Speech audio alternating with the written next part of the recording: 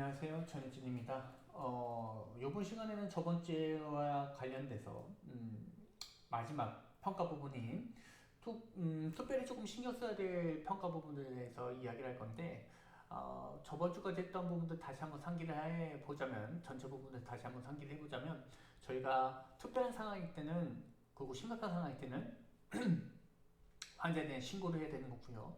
그 신고에는 몇 가지 기준점이 있어야 되겠다. 그 기준점 없이 무분별하게 신고하는 것은 그렇게 좋지 않다라고 말씀을 드렸고요. 그 신고를 하고 난 이후에 현장에 관련된 조사를 하게 되면 그 위험성 여부가 판단이 될 건데 너무 위험한 현장에서는 지속적으로 오래 머물지 말고 안전한 곳으로 대피하거나 혹은 현장이 안정되어져 있다면 그때서야 환자에게 다가가서 어느 정도 의식이라든지 호흡 정도는 여러분들이 행할 수는 있겠다. 물론 이 지금 현재 교재에 있는 내용들로서는 2차 평가도 있고 뭐 샘플 병력도 있고 뭐 도치라든지 COI라든지 이런 그 평가 기준에 대해서 말씀은 드렸지만 실질적으로 여러분들 일반인 여러분들이 하시기에는 여러 가지 제한점이 있으니까 지금 제가 말씀드린 것처럼 현재 안전이 확보가 되고 난 이후에 의식 확인, 호흡 확인 정도까지만 해주셔도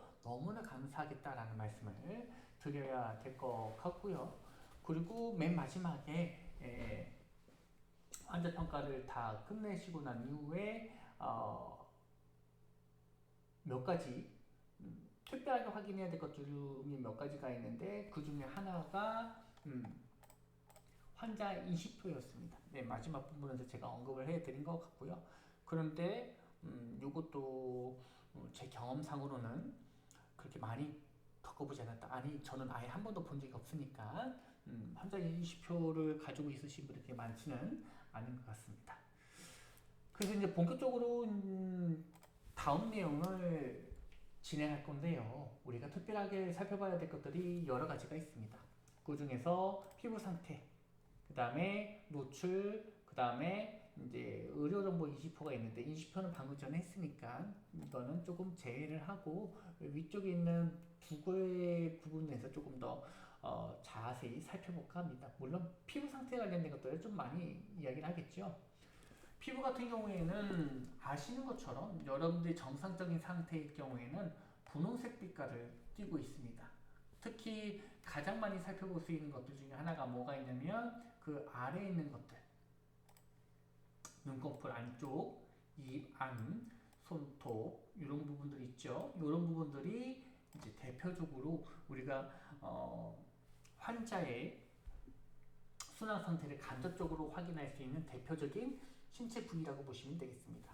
그런데 요 두 가지 같은 경우에는 약간 그 확인하기가 좀 어려운 부분들이 있는데 손톱 같은 경우에는요 여러분들이 바로바로 확인할 수가 있어요. 왜냐하면 외부로 노출되어져 있는 부분들이잖아요, 그죠? 입안 같은 경우, 눈안 같은 경우에는 여러분들이 다른 그 환자의 신체 부위를 강제적으로 이렇게 벌리거나 열리거나 이런 것들을 해야 되는데 손톱 같은 경우에는 그렇지는 않으니까 간단하게 손톱을 이렇게 눌러보는 정도로도 충분히 순환 상태 같은 것들을 확인해 보실 수는 있겠다.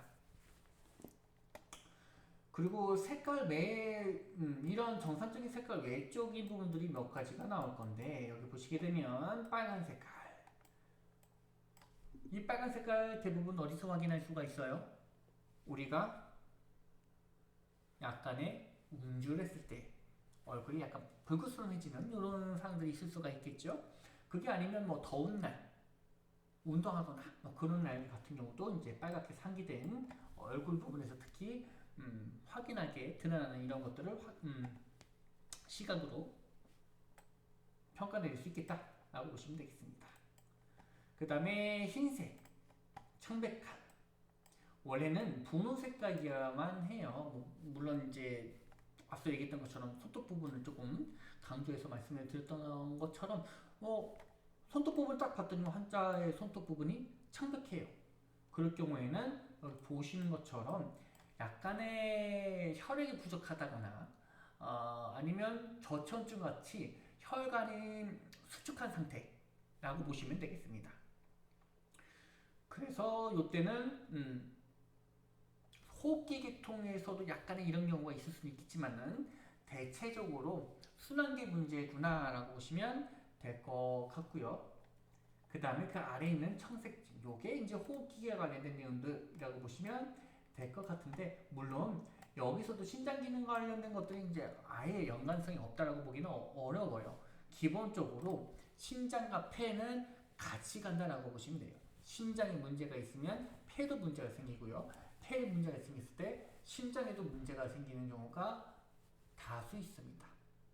뭐 정확하게 이제 어떤 질병에서 이런 것들이라고 이야기하기에는 내용이 좀 복잡해지고 어려울 수 있으니까 지금 그냥 간단하게 넘어가지만 연관성은 있다라고 보시면 될 것 같고요. 그리고 뇌 같은 경우에는요, 이 심장과 폐, 호흡기계의 조절 능력을 가지고 있기 때문에 뇌 같은 경우도 같이 연계가 되어져 있다고 보시면 더더욱 좋겠죠. 그래서 맨 처음에도 계속 강조했던 건데 뇌, 심장, 폐 이 세 개는 묶어서 생각해 주시면 너무나 좋고, 이 세 가지가 문제가 되면 무조건 119에 신고해 줘야 된다라고 계속 강조를 했던 부분이기도 합니다.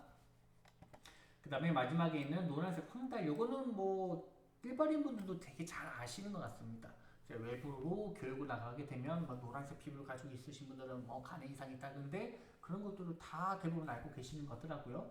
특히 이 황달 부분은 어디서 확인할 수 있느냐? 뭐 당연하게도 눈에서 이제 확인할 수가 있겠죠, 그죠? 그래서 결막 부분에서 충분히 우리가 흰자라고 하죠, 흰자.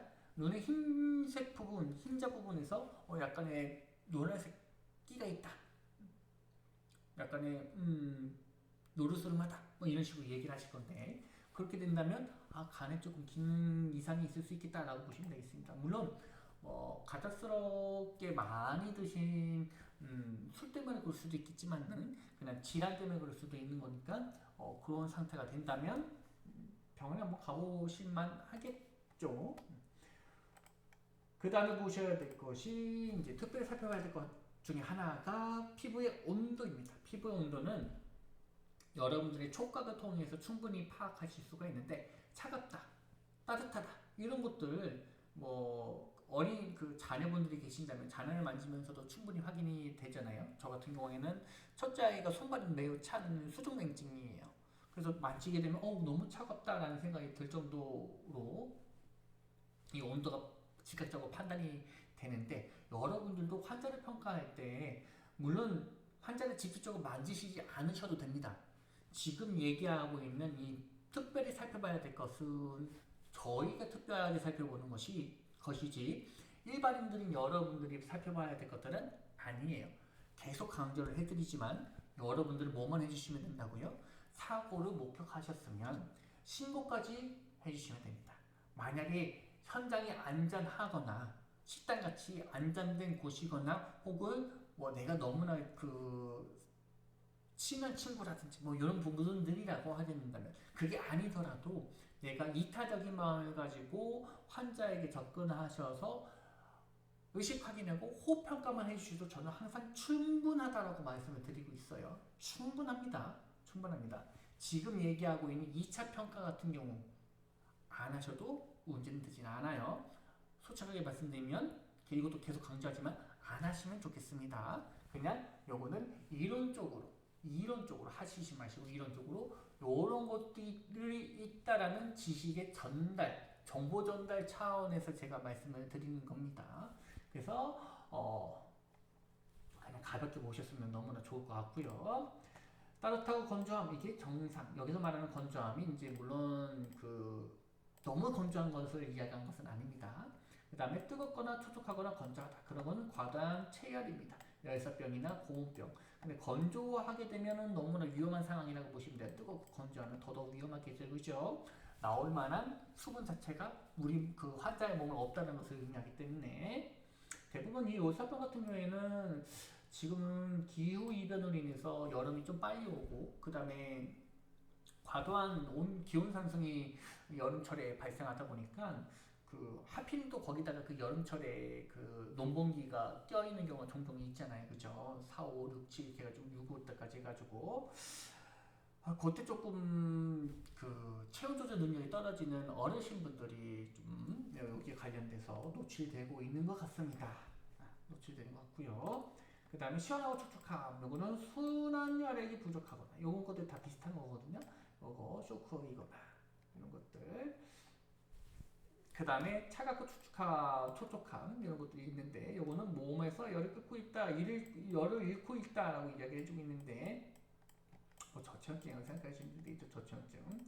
체온이 정상 범위에서 내려가고 있는 상황. 아시는 것처럼 우리는 상온동물인데 그 상온동물 그 온도를 유지하기 위해서 여러 가지 에너지를 쓰고 있어요. 뭐 예를 들게 되면 여름철에는 이뭐 37도 정도 되는 그 정상 체온을 유지하기 위해서 땀을 흘린다거나 겨울철 같은 경우에는 몸을 떨면서 근육을 수축시키면서 열을 발산한다거나 그런 것들을 하고 있는데 거기에 그런 기전들을 할 수 없을 정도로 낮아진 상태라고 보시면 되겠죠. 어떤 이유이든 간에 어떤 근거로 체온이 낮아지든 간에 그 상태 결과론적으로 보게 되면 이렇게 차갑고 축축한 피부 만졌을 때 저체온증이다 라고 보시면 되겠죠. 원인까지는 여러분 아실 필요는 없을 것 같고요.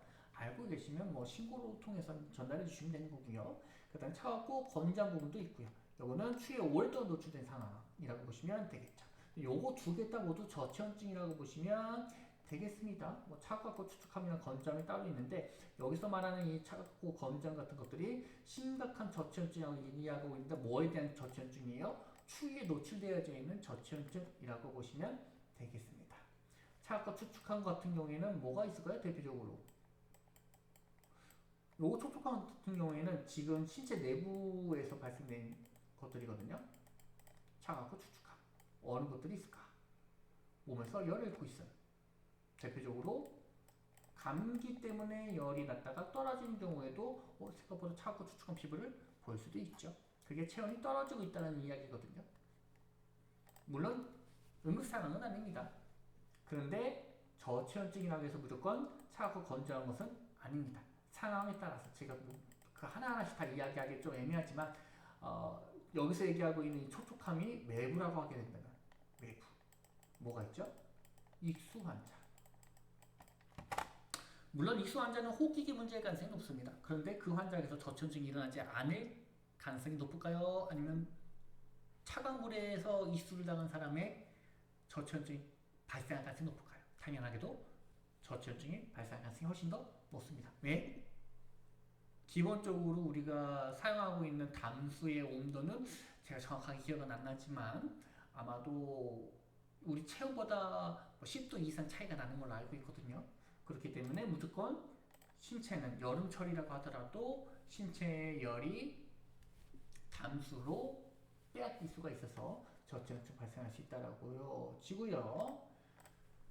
그 다음에 노출 부분이긴 한데 이걸 왜 노출시키냐라는 부분 이야기를 하실 수가 있어요.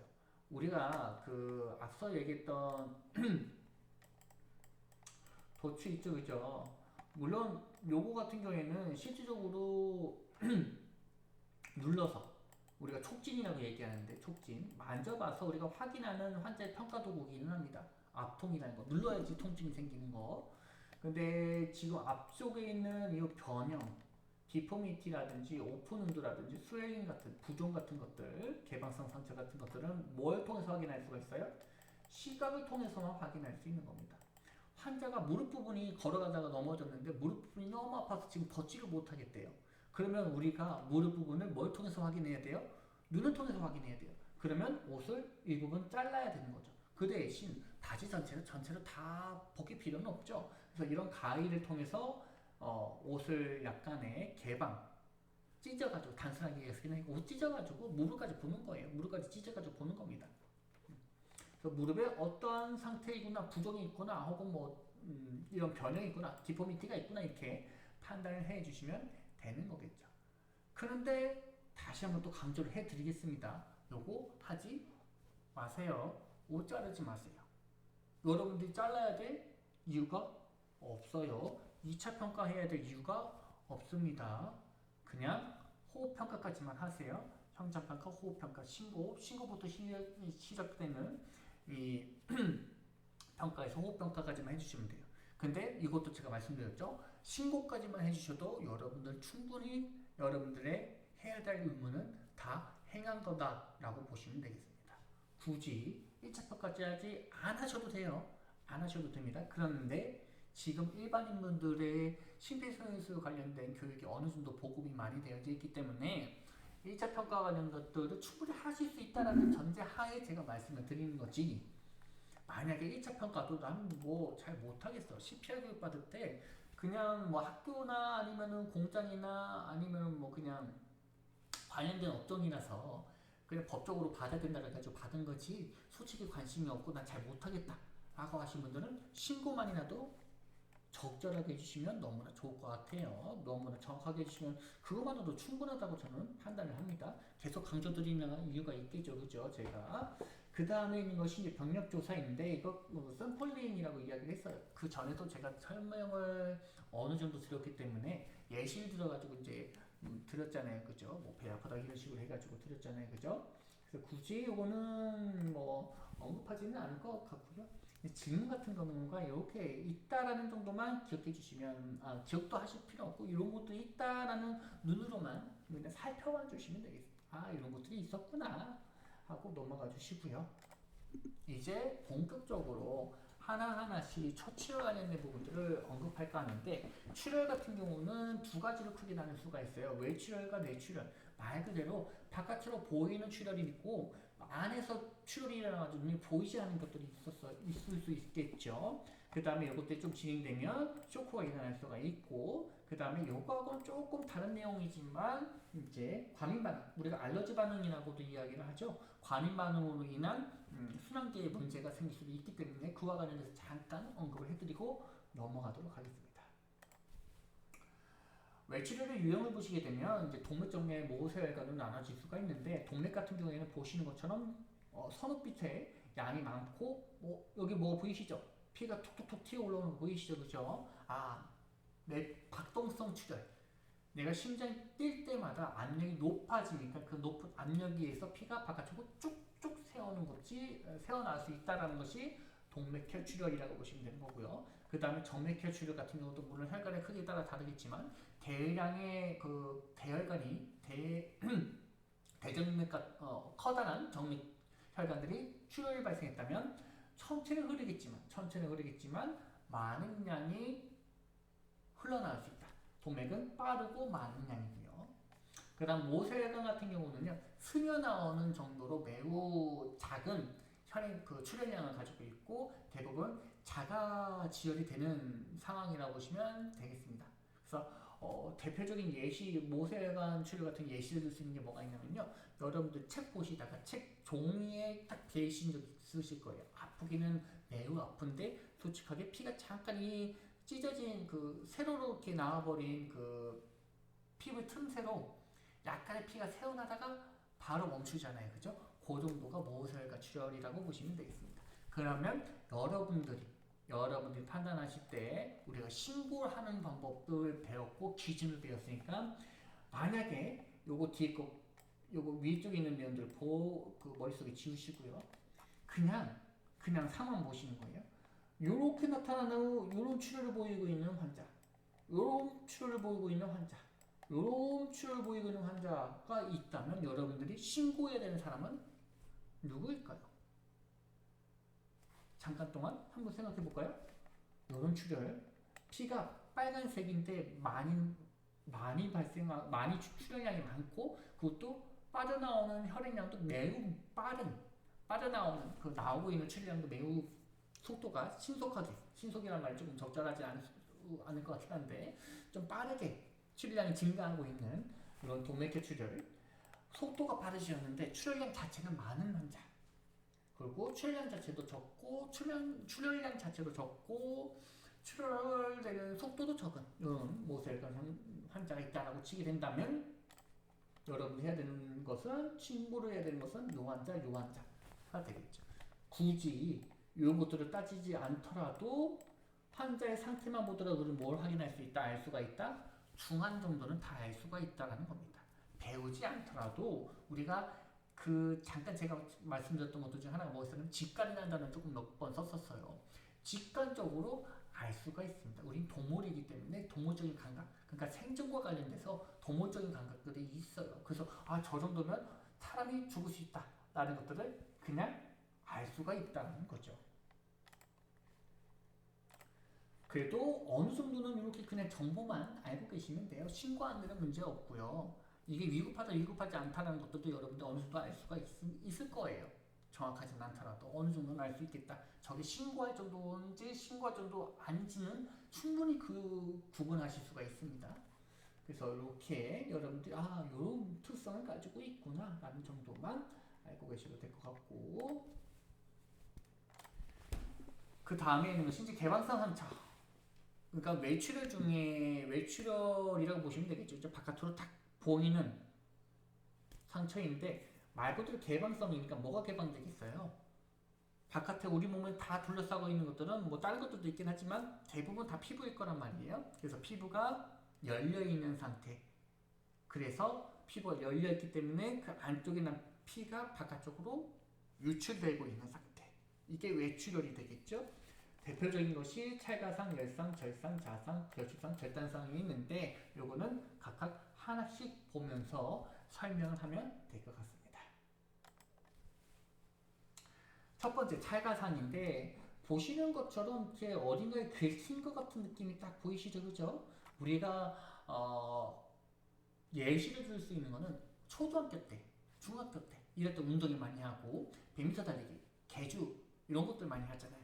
그래서 이제 경쟁이니까 빨리 달리려고 노력하다가 넘어지는 경우가 종종 있습니다. 넘어지게 되면 모래 그 운동장 모래 싹 긁히면서 통증이 일어나게 되죠. 그게 대표적인 찰가상의 예시라고 보실 수가 있을 것 같습니다.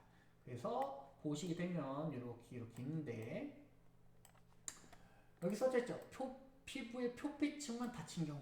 그러니까 피부의 깊은 층까지 상처가 나가지고 찢어지고 벌어진 것이 아니라 얇게 보시는 것처럼 얇게 피부가 다친 것을 의미하게 되는 거고요. 그러다 보니까 뭐가 많지 않은 것 같아요. 출혈량이 많지 않은 것처럼 보이죠. 실제적으로 출혈량은 많지 않습니다. 그 대신 범위를 보세요. 물론 이렇게 쬐끄만 범위일 수도 있습니다. 범위를 보시게 되면 이렇게 큰 범위의 가능성이 어느 정도 있다. 범위가 좀 크다라는 점. 그리고 피부의 역할 중에 여러 가지 피부의 역할이 있는데 피부가 외부로 노출됐어요. 그럼 뭐의 위험성이 있을까요? 감염의 위험성이 높아질 수밖에 없겠다. 내부에 있는 병원체가 우리 몸 안에 들어올 가능성이 높아진 거죠. 왜? 피부층이 얇게 있어서 피지도 생성되고 표피도 피부 세포 중에 죽어버린 세포가 계속 쌓이면서 각지층을 만들고 그러면서 계속 피부는 안쪽에서 바깥쪽으로 계속 밀어내는 듯한 그런 형태로 쌓이게 되는데, 그래서 외부 피부 바깥쪽에 묻어있는 세균이 들어오지 못하고 계속 밀려난 피부로 바깥쪽으로 탈락하게 되는데 얘는 지금 어떻게 된 거예요? 그 피부가 일부분 소실되어져 있으니 열려져 있는 소실된 피부 틈새로 병균이 들어가기 쉽겠죠. 그래서 감염의 위험성이 조금 있다. 물론 개방성 상처는 모두 다 감염의 위험성이 다 있습니다. 다 있습니다. 근데 요 찰가상 같은 경우는 앞서 얘기했던 것처럼 범위가 광범위할 수도 있으니 이런 작은 상태일 수도 있습니다. 광범위할 수도 있으니까 감염 위험성이 조금 넓어질 수 있다고 보시면 되는 거고, 그 다음에 열상 같은 경우 이렇게 찢어진 상태, 이렇게 찢어진 상태. 그래서 피부 조직이 심각하게 찢겨져서 생긴 거라고 보시면 될 것 같고, 얘도 감염 위험성이 있고요. 상황에 따라서 출혈량은 많을 수도 있겠죠, 그죠? 충분히 많을 수 있다라고 보시면 되겠습니다. 걸어가시다가 삐죽 튀어나온 못에 이렇게 긁혔는데 그게 피부까지 찢어진다고, 옷 찢어지고 피부까지 찢어졌다. 그게 대표적인 열상이라고 보시면 될 것 같고, 그 다음에 절상. 이거는 매우 날카로운 물체에 찢어진 거거든요. 칼로 이제 찢어진 것들이라고 보시면 되겠습니다. 이런 것들이 있을 수 있고요. 제가 조금 상처가 이런 상처 부위를 좀 보시기 힘들어하시는 분들이 있어가지고 잘 안 보여드리려고 하는 건데, 이제 우선 여러분들은 이제 성인이시니까 이런 것들 이제 봐도 괜찮을 것 같긴 해요. 어쨌든 간에 이럴 수 있다. 그 다음에 자상. 찔린 상처가 되겠죠. 찔린 상처. 관통상이라고도 이야기를 해도 됩니다.